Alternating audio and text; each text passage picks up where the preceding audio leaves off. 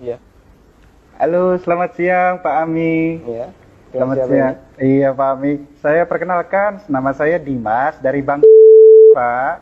Ada apa Mas? Boleh minta waktunya 2 menit sebentar aja Pak. Saya ada kabar gembira buat Pak Ami. 2 menit ya? Iya, monggo. Begini Pak, ceritanya saya ingin menawarkan ada produk kami yang terbaru, Red Card Platinum kami untuk Bapak. Kebetulan Bapak yang terpilih jadi calon nasabah kami. Cashback, melakukan pencairan dana tunai 30 juta 2 hari Pak pencairannya. Gimana Pak? Bapak tertarik? Apalagi ini belum ada bebasan annual fee tahunannya Baik, Pak. baik. Sebelumnya saya boleh tanya dulu ya?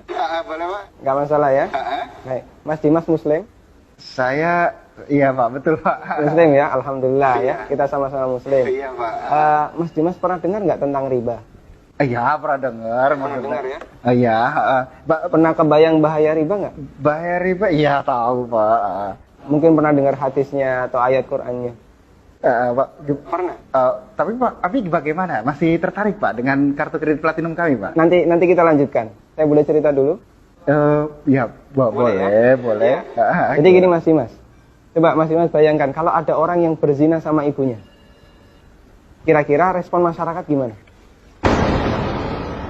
Semua orang sepakat jelek ya. Gimana? Maksudnya gimana Pak? Kalau misalnya ada orang yang berzina sama ibunya, semua orang akan menganggap dia melakukan perbuatan yang maksiat. Ya bejat itu Pak. Oh, bejat sekali ya. Bejat Pak. Baik, kita sama-sama sepakat untuk itu. Iya. Begini, Nabi SAW menyebut bahwasanya riba itu ada 73 pintu. Pintu yang paling ringan, kata Nabi SAW, dosa riba itu seperti berzina sama ibunya. Mas. Itu nilai dosa riba yang paling ringan. Coba kalau Anda tadi tawarkan 30 juta, itu berapa nilai ribanya? Ya, tapi kan... Saya lanjutkan boleh? Iya. Ya, kita lanjutkan dulu ya. Iya. Saya sebutkan, ini ada beberapa fase kehidupan manusia. Orang yang makan riba semuanya mendapatkan azab dari Allah.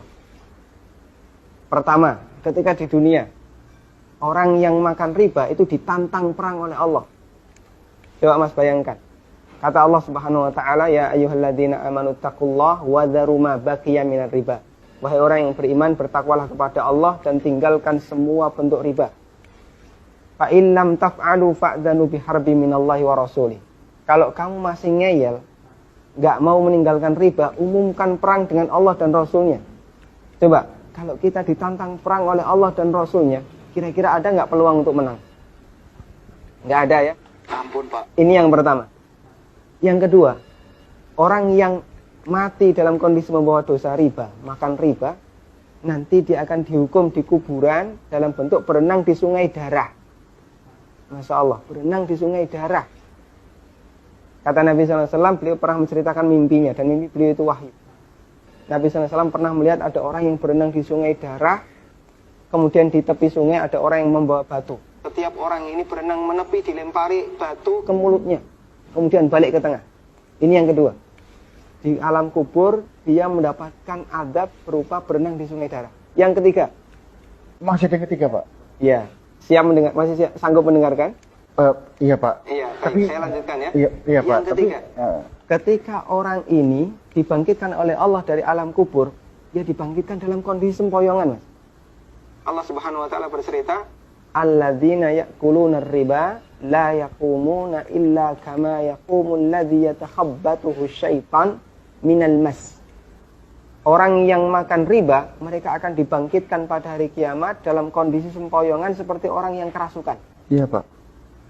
Artinya yang lain berjalan normal, dia sendiri sempoyongan. Menyakitkan. Kemudian yang keempat, tadi sebelum hisab ya, ketika dia dibangkitkan sebelum hisab, dia sudah disiksa.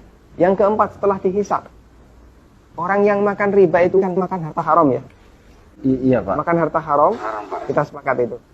Kalau kemudian daging kita tumbuh dari sesuatu yang haram, berhak nggak dapat surga? Enggak Pak. Layak nggak dapat surga? Enggak Pak. Sementara tempat di akhirat cuma ada 2 pilihan. Kalau nggak surga, neraka Pak. maka kata Nabi SAW, kullu lahmin nabata bin suhtin, setiap daging yang tumbuh dari sesuatu yang haram, kata beliau, annar aulabi. Iya Pak. Neraka lebih layak baginya. Coba Mas Dimas bisa perhatikan, dalam 4 fase kehidupan orang yang makan riba itu semuanya sengsara. Ketika masih hidup di dunia, dia ditantang perang oleh Allah. Ketika mati, dia berenang di sungai darah. Iya Pak. ketika dibangkitkan dalam kondisi sempoyongan, setelah hisab dia ditempatkan di neraka. Iya Pak. Masya Allah. Masih ada tawaran yang lain?